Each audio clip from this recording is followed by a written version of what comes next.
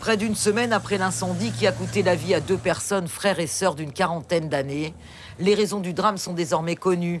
Un incendie criminel. Un crime passionnel selon les premiers résultats de l'enquête et un très lourd bilan. 2 maisons totalement calcinées, 11 familles à la rue et surtout 2 morts et des enfants qui ont perdu leur mère. Les victimes ont été retrouvées ligotées. Ils les ont retrouvées de la chambre de ma mère, quoi, près de Julie. La femme décédée était la concubine de l'auteur présumé de l'incendie, qui a été lui-même grièvement brûlé dans cette maison. Dans le quartier, personne n'est surpris par cette nouvelle. L'homme était connu pour être violent. La famille des défunts avait elle aussi entendu le concubin être menaçant, sans imaginer qu'il puisse passer à l'acte.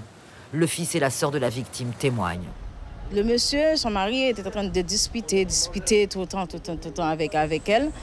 Et puis, de là même, ils ont dit à ma cousine, je vais te tuer, je vais te brûler. Pour moi, je croyais, c'était pour moi, quand ils ont dit ça, j'ai dit c'était une blague.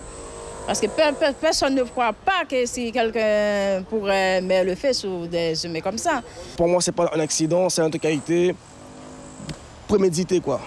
Qu'est-ce qui te fait dire ça?